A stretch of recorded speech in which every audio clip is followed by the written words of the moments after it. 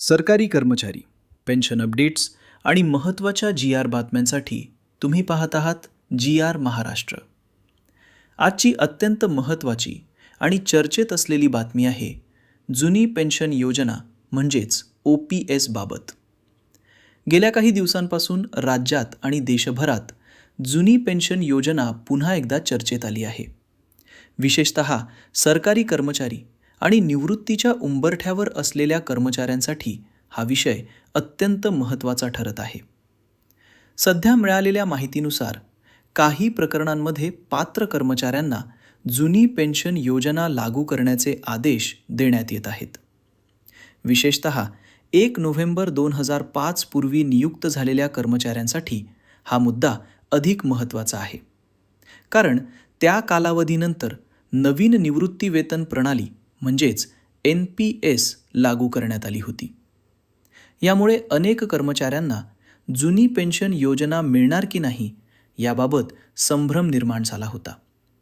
मात्र आता काही न्यायालयीन निर्णय आणि शासन स्तरावरील हालचालींमुळे OPS पुन्हा चर्चेत आली आहे. जर हा निर्णय मोठ्या प्रमाणावर लागू झाला तर हजारो कर्मचाऱ्यांना मोठा आर्थिक दिलासा मिळू शकतो. जुनी पेन्शन योजनेमध्ये निवृत्तीनंतर निश्चित पेन्शन मिळते, जी शेवटच्या पगाराच्या टक्केवारीवर आधारित असते. त्यामुळे कर्मचाऱ्यांना आर्थिक सुरक्षितता मिळते. तर दुसरीकडे NPS प्रणालीमध्ये बाजारावर आधारित परतावा असल्यामुळे पेन्शनची रक्कम निश्चित नसते.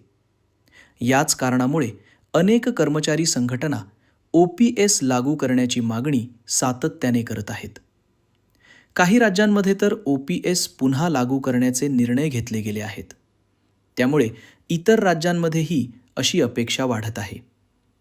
महाराष्ट्रातही या संदर्भात विविध याचिका आणि मागण्या पुढे येत आहेत. सरकारकडून अद्याप सर्वांसाठी एकसमान निर्णय जाहीर झालेला नसला तरी काही प्रकरणांमध्ये दिले गेलेले आदेश कर्मचाऱ्यांसाठी आशादायक मानले जात आहेत. आता सर्वांचे लक्ष सरकारच्या पुढील भूमिकेकडे आणि संभाव्य मोठ्या निर्णयाकडे लागले आहे. जर भविष्यात OPS मोठ्या प्रमाणावर लागू झाली तर लाखो कर्मचाऱ्यांच्या जीवनात मोठा बदल होऊ शकतो. मात्र अंतिम निर्णय अधिकृत आदेशानंतरच स्पष्ट होणार आहे हे लक्षात ठेवणेही तितकेच महत्त्वाचे आहे. अशाच महत्त्वाच्या सरकारी अपडेट्स, पेन्शन बातम्या आणि GR माहितीसाठी GR महाराष्ट्रला सबस्क्राईब करा. व्हिडिओला लाईक करा आणि ही माहिती इतरांपर्यंत नक्की शेअर करा. धन्यवाद.